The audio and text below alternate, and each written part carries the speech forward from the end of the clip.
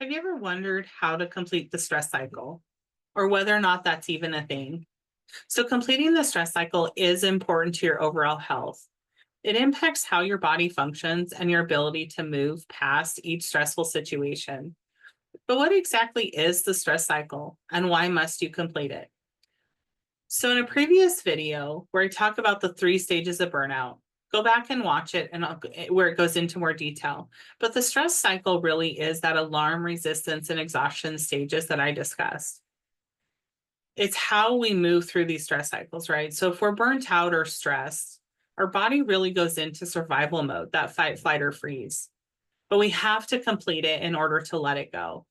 So, once we've gone through the alarm, resistance, and exhaustion stages, well, what do we do to make sure we've completed it so that we can get back to our baseline, right? We want to be at our baseline where we're feeling good.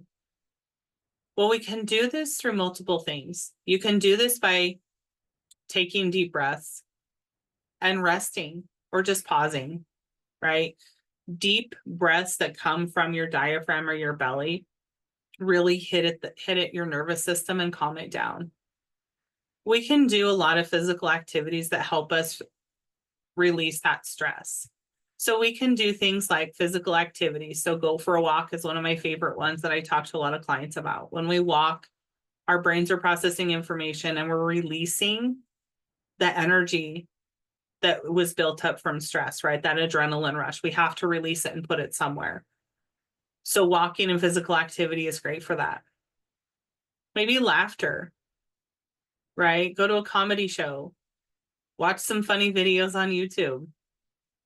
Tap into your creativity, right? Those things can help recover. Crying is a great release for emotion. I know some people don't like to cry. I'm not a huge fan of it, but it is a release. People feel better afterwards.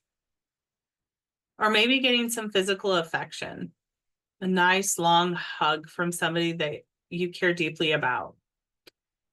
All of these activities aid the body in not only releasing that energy, but it releases that oxytocin. When we release that oxytocin, that feel good, right? It helps shift us out of that stress and helps us feel better. When we have that oxytocin, we can recover.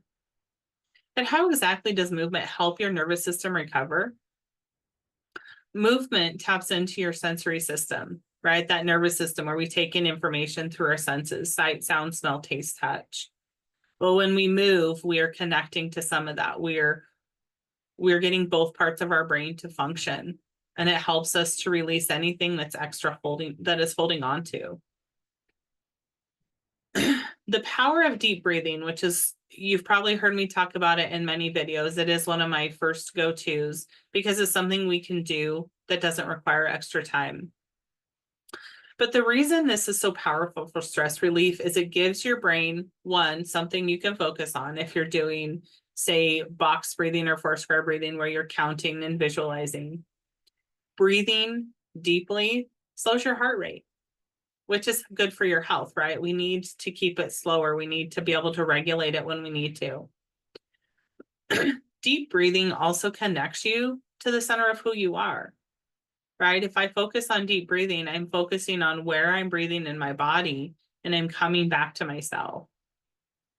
Breathing also engages your sensory system when you're breathing in through your nose and out through your mouth. All of these help lower our stress response because we're calming our body. We're slowing it down with the breath. Now, some people think venting helps reduce stress. And while venting feels good in the moment, and yes, in some ways it can provide that way for your brain to understand information, because when we put words to things, we understand it, and sometimes we can just let it go that way. But it doesn't necessarily help your body release that stress, right? So if I'm venting to a friend and they are agreeing with me, that might help in the moment because now I feel like somebody understands, but it doesn't really help me release that stress. So because stress is a physical response to an unexpected event, right? So if stress is a physical response, I need a physical activity to help complete that stress cycle. And venting can be part of it. So if you need to vent, go for a walk while you're venting. Get that physical movement in so you can complete that stress response.